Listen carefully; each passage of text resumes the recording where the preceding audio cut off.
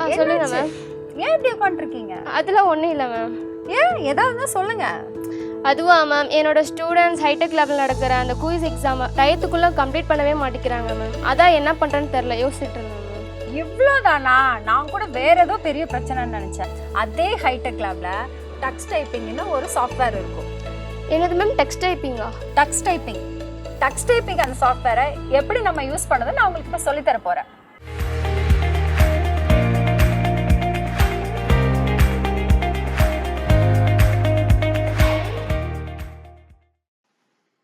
அனைவருக்கும் வணக்கம்.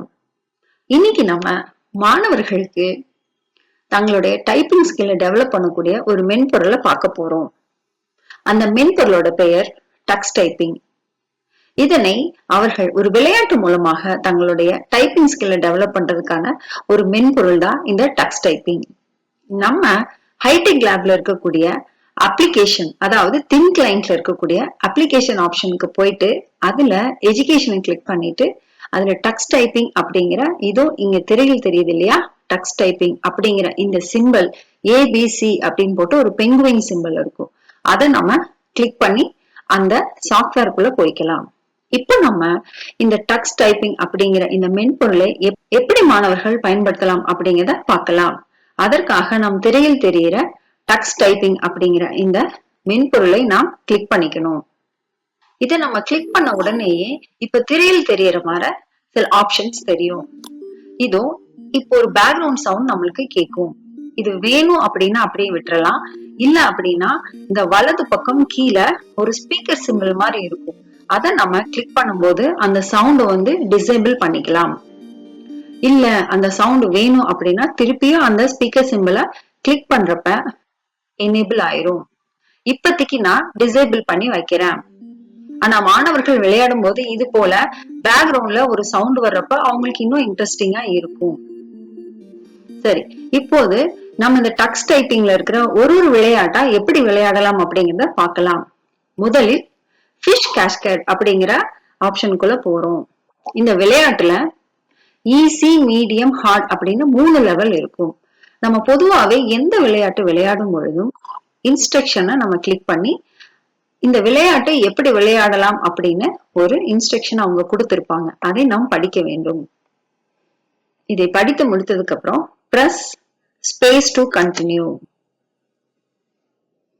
இந்த விளையாட்டுல வந்துட்டு முதல்ல மாணவர்கள் எந்த ஒரு விளையாட்டை விளையாடும் பொழுதும் ஈஸி மோட சூஸ் பண்ணிக்கணும். ஈஸி மோட்குள்ள போகிறப்ப இந்த திரையில் தெரியற மாதிரி alphabet, animals, astronomy, colours, finger exercise, fruit, oceans and continents, numbers அப்படின்னு பல வகையான சப் டாபிக்ஸ் இருக்கும். முதலில் இந்த விளையாட்டை துவங்கும் பொழுது ஆங்கில எழுத்துக்களில் முதல் எழுத்துக்களில் தொடங்கலாம். அதனால நம்ம ஆல்பபெட்டை சூஸ் பண்ணிக்கலாம்.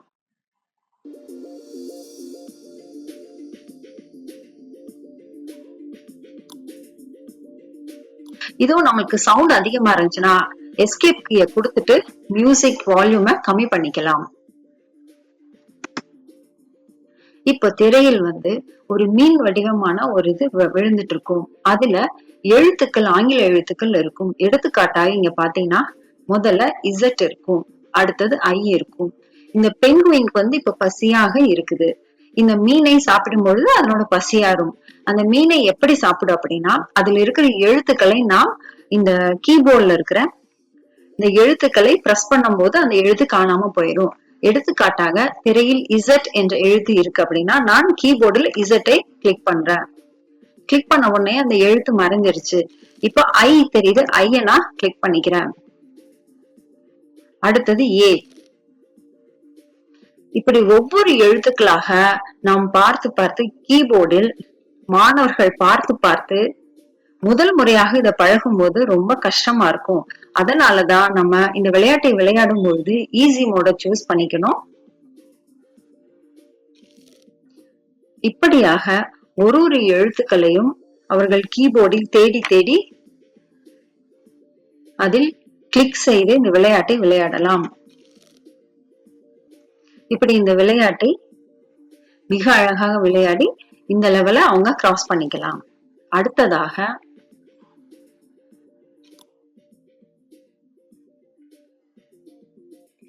இப்போ இதுவே பாருங்க, நான் மெயின் மெனுவுக்கு போன உடனேயே இந்த ஃபிஷ் கேஸ்கேட்லயே வந்துட்டு மீடியம் ஹார்ட் அப்படின்னு இருக்கும். இப்ப நான் மீடியம் சூஸ் பண்ணிக்கிறேன். ஆனா இந்த வாட்டி அல்பபெட்டை சூஸ் பண்ணல, அனிமல்ஸை சூஸ் பண்றேன். அனிமல்ஸ்குள்ள போனோம் அப்படின்னா மேல திரையில் தெரியுது பாத்தீங்களா, முன்னாடி வெறும் எழுத்துக்களா வந்துச்சு, இப்போ வந்து ஒரு வேர்டா வருது. அப்போ ஃபர்ஸ்ட் வந்து க்ரோன் இருக்கு, CROW. இப்ப மீடியம் லெவல் வச்சோடனே கொஞ்சம் ஃபாஸ்டாக அந்த எழுத்துக்கள் பெங்குயினை நோக்கி வருது. சோ இப்படியாக இந்த விளையாட்டை விளையாடி இந்த நிலையம் கடக்கலாம். இது போல ஒவ்வொரு நிலையிலும் அனிமல்ஸ், அஸ்ட்ரானமி, கலர்ஸ் என்று கூறும்போது வண்ணங்களின் பெயர்கள் வரும். ப்ளூ, ஒயிட், கிரீன் இது போல. சோ இது போல ஒவ்வொன்றையும் நீங்கள் உள்ளே சென்று அதை மாணவர்களுக்கு விளையாட சொல்லலாம். அடுத்ததாக கமெண்ட் கேப். இதில் முதலாவதாக இருக்கும் ஸ்பேஸ் கேடட், அதுக்குள்ளே செல்லலாம். இதுவும் அது போலதான். முதலாக குழந்தைகள் விளையாடும் பொழுது அல்பபெட்டை சூஸ் செய்து கொள்ளவும்.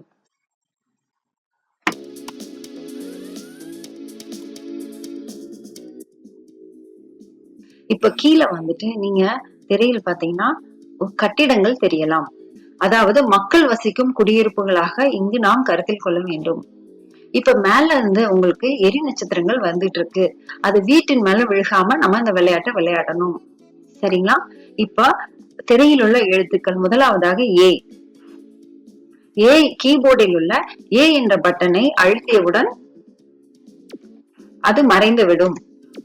இப்படியாக குழந்தைகள் கீபோர்டில் உள்ள ஒவ்வொரு எழுத்துக்களையும் அதில் இருக்கும் அமைவிடத்தையும் பயிற்சி எடுக்கும் வண்ணம் இந்த விளையாட்டு வடிவமைக்கப்பட்டுள்ளது.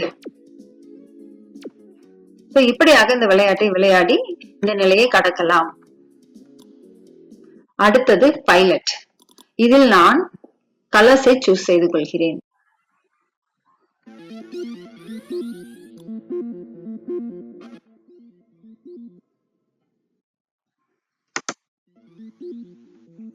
இப்போது கலர்ஸ் அப்படி என்று சொல்லும் பொழுது முதலாவதாக வருவது பிளாக், BLACK. மாணவர்கள் புதிதாக விளையாடும் பொழுது எழுத்துக்களை அவர்கள் அந்த கீபோர்டில் தேடி அடிக்க வேண்டும். அதற்கு தகுந்தாற் போல ஈஸி மோடை நாம் சூஸ் செய்து கொள்ள வேண்டும். இப்படியாக ஒவ்வொரு கலர்ஸ் நேமா வரும். அதை நம்ம வந்துட்டு மாணவர்களை இந்த அந்தந்த எழுத்துக்களை பிரஸ் செய்வதன் மூலம் இந்த விளையாட்டை நாம் விளையாடி ஜெயிக்கலாம். அடுத்ததாக ஏஸ். இதில் நான் ஃப்ரூட்டை சூஸ் செய்கிறேன்.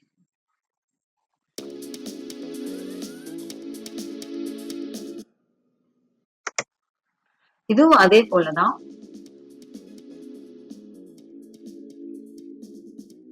Lime, LIME.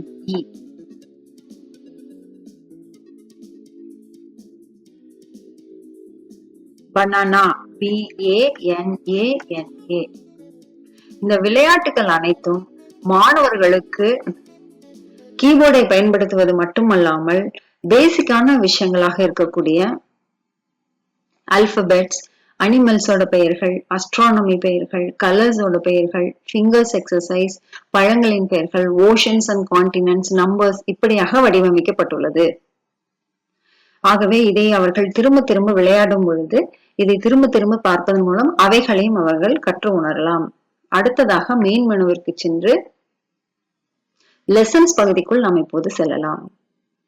லெசன்ஸ் பகுதியில் மொத்தமாக 8 பாடங்கள் உள்ளது. அந்த 8 பாடத்தில் முதலாவது பாடத்தை நாம் இப்போது கற்கலாம். திரையில் தெரியும் இன்ஸ்ட்ரக்ஷனை நம்ம ஃபாலோ பண்ணணும். Press space to start the lesson. கீபோர்டில் நீளமான ஒரு கீ இருக்கும், அது ஸ்பேஸ் பார். அதை நாம் கிளிக் செய்து கொள்ள வேண்டும். To start practising hit the P key. P என்ற எழுத்தை கீபோர்டில் நாம் பிரஸ் செய்து கொள்ள வேண்டும். அடுத்ததாக 2 கைகள் அங்கு காட்டப்பட்டிருக்கும்.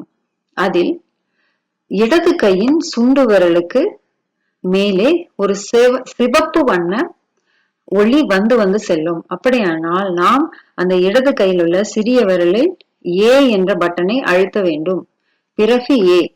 பிறகும் ஏ. அடுத்ததாக வலது கையின் கட்டை விரலை ஸ்பேஸ் பாரில் நாம் பயன்படுத்த வேண்டும். அடுத்தது இடது கையின் சிறிய விரல். இப்படியாக எந்த விரலை நாம் பயன்படுத்த வேண்டும் என்ற அந்த இன்ஸ்ட்ரக்ஷன் அங்கு திரையில் தெரிந்து கொண்டே இருக்கும். அதை நாம் பயன்படுத்திக் கொண்டு நம்முடைய டைப்பிங் ஸ்பீடை இன்க்ரீஸ் செய்து கொள்ளலாம். இப்படியாக 8 பாடங்கள் இந்த டைப்பிங் ஸ்கில் நம்ம டெவலப் பண்றதுக்காக கொடுத்திருக்காங்க. இந்த பாடங்களை மாணவர்களுக்கு நாம் பயிற்சி அளிப்பதன் மூலமாக அவர்கள் ஹைடெக் லேபில் நடைபெறும் தேர்வுக்காக மிக எளிமையாக இந்த கீபோர்டை பயன்படுத்தி அவர்கள் இந்த தேர்வினை விரைவாக முடிப்பதற்கு இது வழி செய்கிறது. இப்படியாக இந்த 8 பாடங்களை மாணவர்களுக்கு பயன்படுத்தி விளையாட்டு முறையில் அவர்கள் விளையாடும் பொழுது ஹைடெக் லேபில் நடக்கக்கூடிய தேர்வுகளை அவர்கள் மிக விரைவாக முடிப்பதற்கு இது பயனுள்ளதாக இருக்கும். அடுத்தது ஆப்ஷன்ஸ். இதில் edit word listers, phrase typing, project info, setup language அப்படின்ற பல விஷயங்கள் இருக்கும். ஒவ்வொன்றுக்குள்ளாக நாம் செல்லும் போது நிறைய விஷயங்களை நாம் இங்கு கற்றுக்கொள்ளலாம். சோ இந்த விளையாட்டை நாம் மாணவர்களுக்கு கற்பிக்கும் பொழுது மாணவர்கள் ஹைடெக் லேபில் உள்ள கணினியில் இதை விளையாடி அவர்களது டைப்பிங் ஸ்கில்லை டெவலப் செய்வதற்கு உதவியாக இருக்கும். நன்றி.